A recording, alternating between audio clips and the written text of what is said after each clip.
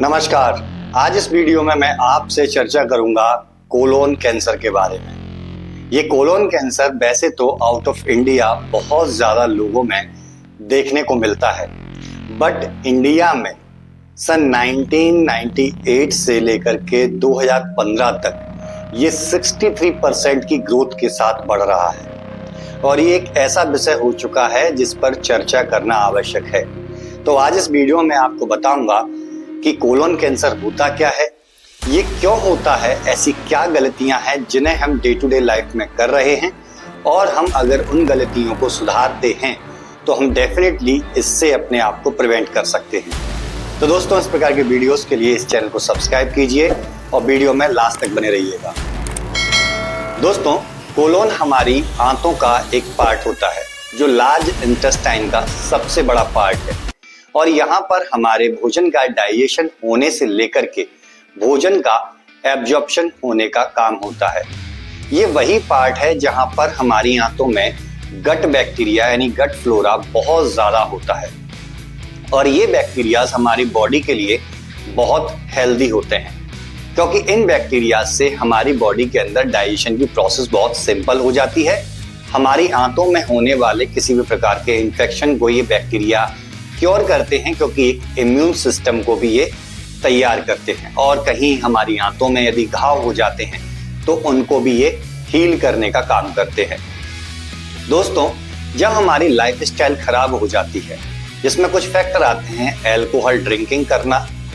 लो fibre diet और high fat diet का consumption करना, स्मोकिंग करना और साथ में लो एक्सरसाइज करना, स्पाइसी फूड खाना या फूड का अल्टरेशन करना, यानी बदल बदल के तरह तरह के स्पाइसी मार्केट में पाए जाने वाले केमिकल युक्त भोजन का प्रयोग करना, काफी लंबे समय तक भूखे पड़े रहना, अच्छी चीजें ना खाना जिसकी वजह से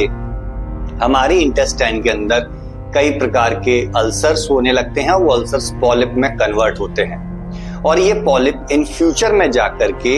हमें कोलोन कैंसर कर सकते हैं।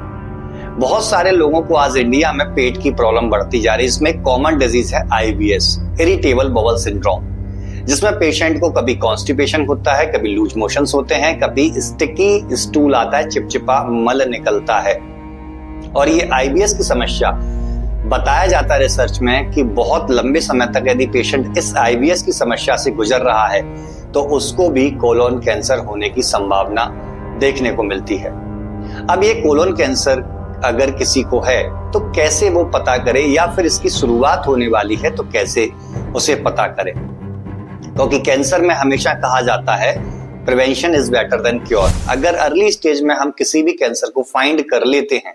तो हम उस कैंसर को जड़ से समाप्त कर सकते हैं। इसमें कोई बड़ा टास्क नहीं है।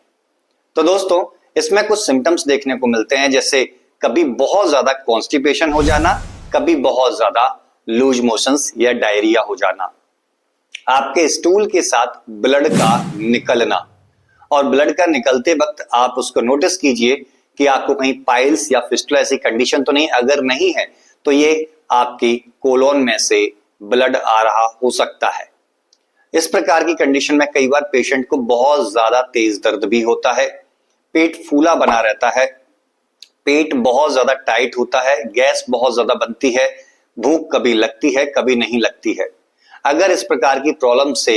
पेशेंट गुजर रहा है तो उसको मैं यही सलाह देता हूं कि इंस्टेंटली किसी भी नजदीकी डॉक्टर के पास जाकर के वो इसके बारे में कंसल्ट करे, अपनी रेगुलर रिपोर्ट्स कराए। अगर उसकी इंटेस्टाइन में पॉलिप्स फाइंड होते हैं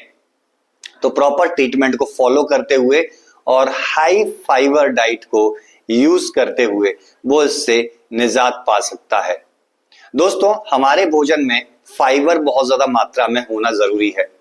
क्योंकि ये फाइबर ही हमारी आंतों को हेल्दी बनाते हैं, हमारी आंतों के अंदर होने वाले किसी भी रोग से हमें बचाते हैं। इवन स्टडीज ये कहती हैं कि ये फाइबर्स हमारी आंतों के अंदर पाए जाने वाले बैक्टीरियाज को अच्छा पावरफुल बनाते हैं,